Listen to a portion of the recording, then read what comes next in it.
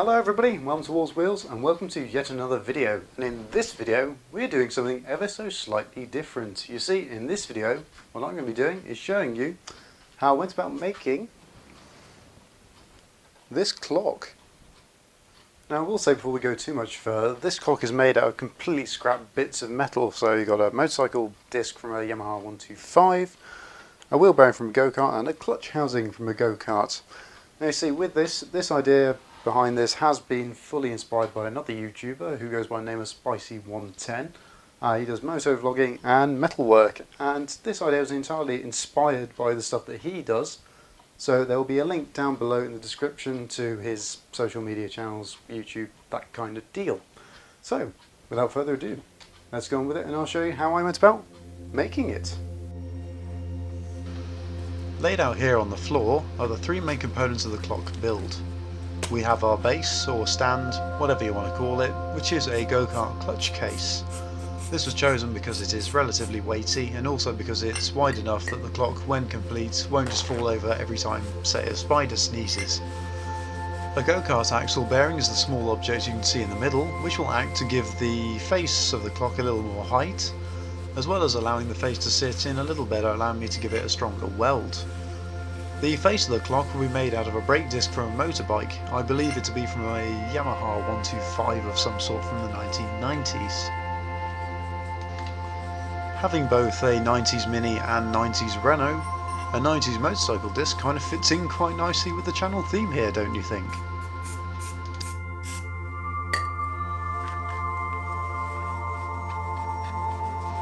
So what I'm doing here is spraying the components with a brake cleaner. The idea of it is that it gets into the oils, dirt and greases that the disc will accumulate over time and breaks it down, leaving a good clean surface to weld on and also nice shiny metal to admire.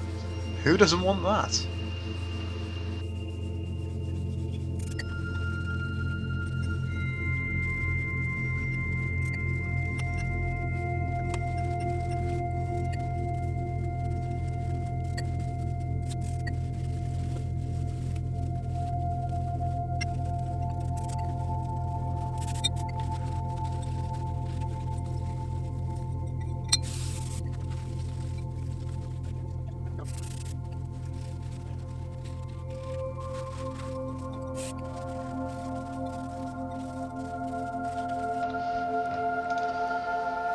This 1mm thick sheet of metal will act as the motor mount on the clock. So it's time to mark it all up for the shape and size that is required using the brake disc face for referencing. Not all of this metal will be required for this job, but it's there for future use for, say, future projects, for example.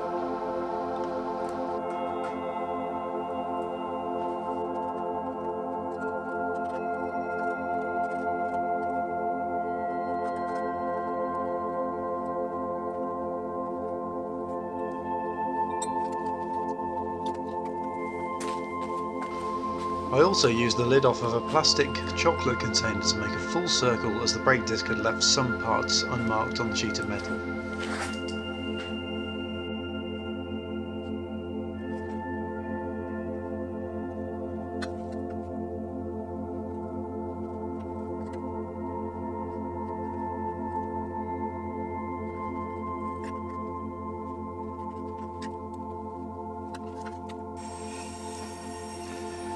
Using a set square to draw a straight line to mark where to cut on the metal, I moved the bit I wanted to use in from the left hand side by about 10mm because the metal was slightly bent there from storage, just in case you were wondering. It doesn't show up that well on camera. Yes, I could have flattened it out myself using a hammer or vise or any other sort of, tool like that, but for what it was worth to get a completely flat mount, it was better just to cut it in a little. Besides, I can always use that little offcut for something else in the future. Next up, it's time to get the angle grinder out and cut off the media excess. This angle excess is what I use to bend the metal above.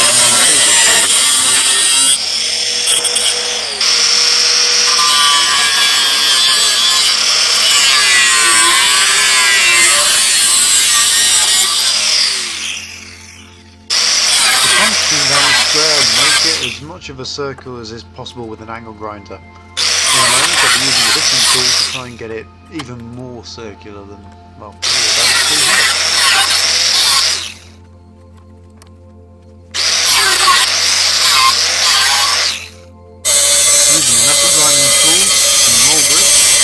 cardboard that are either side of the metal to prevent the molding from leaving interesting indentations in the metal, which you just work very hard to get. I ground down the metal sides, which are slightly, more circular than they were when they started, but doing this made it a lot more circular. Next up was to file down the sharp edges.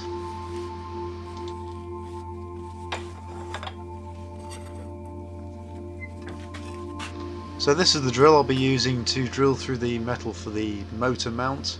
It's called a step drill for those of you who are interested. And what I'm doing here is just marking out where the holes need to be cut in, because through the manufacturing process some of them had become smudged and removed.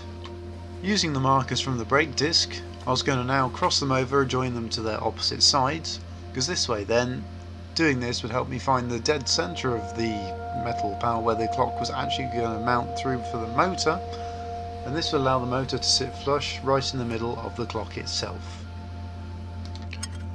Next up was to punch a couple of indents into the metal to mark where the bolts would be going to mount it to the clock itself, as this will be the proper face of the clock.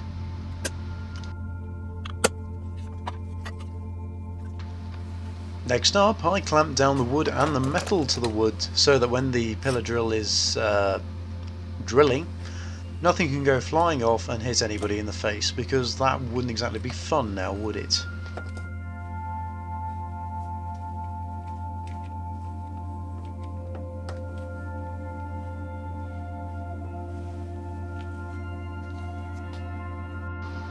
It's a bit out of focus, but you get the idea of what's happening here. Drill goes down into metal then has a hole formed in it. It's a 6mm hole so that the bolts can fit through very snugly and hold it all tightly together.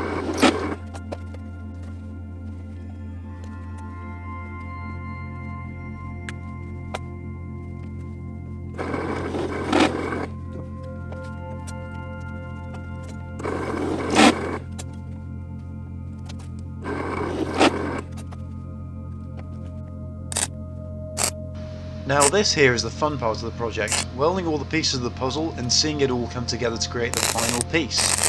What I'm doing here is welding the bearing to the clutch housing to give the brake disc a little more height, as well as giving it something more suited to sit in. It also adds to the industrial look I was going for with this, of course. I realise for any welding pros that may be watching this that a MIG welder would not be the first weapon of choice to do this with, and that a TIG welder would be much more suited to give a cleaner weld result. However, I had a MIG welder to hand, and I was doing this for a bit of fun, so I wasn't too worried about the neatness of the weld.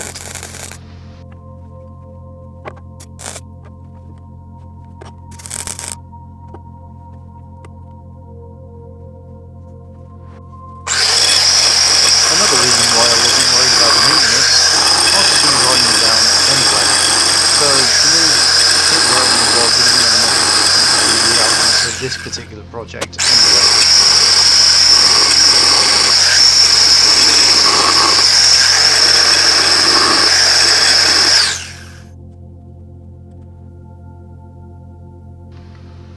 With the bearing clutch welds ground down and creating a smooth seam, the heat was on to give the brake disc, which would ultimately create the main face, the welding attention it needed. Welding the brake disc to the bearing required a heftier weld than the bearing to clutch due to the thickness of the disc metal. I gave it 4 spots with 2 on each side for added strength and stability.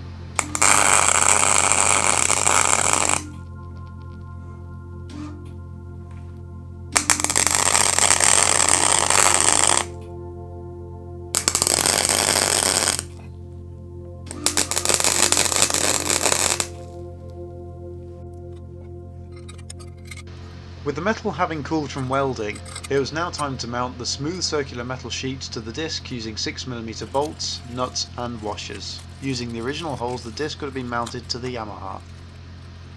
The circular metal sheet would become the mount for the clock motor.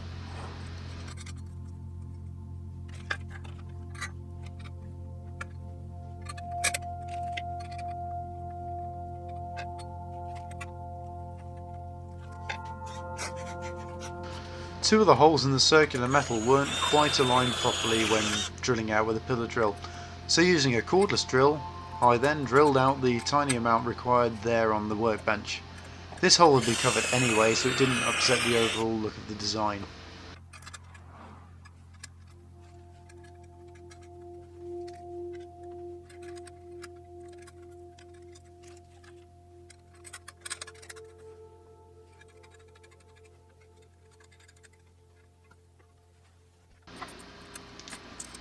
With this all in place, it was time to give the bolts and nuts a final tighten using a hex key and a ratchet spanner.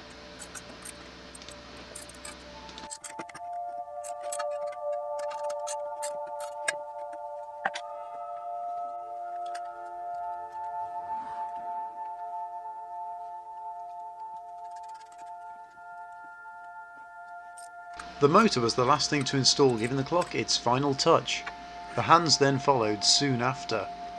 Although the hands are white here, I'm not sure on the colour match given the shiny metallic colours going on, so I may do something else with them soon.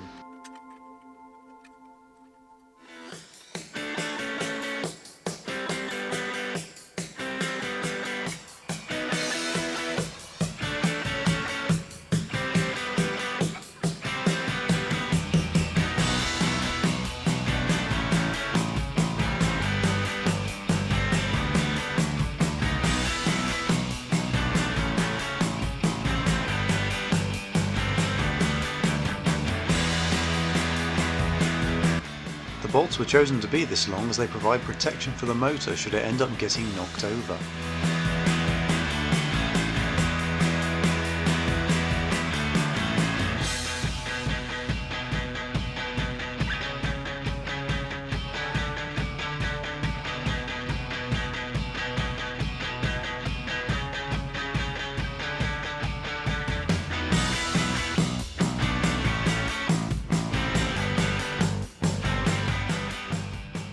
So there it is. This was just made for a little bit of fun. I had the bits. I just wanted to make something cool out of it. And quite frankly, I think it looks cool and rustic.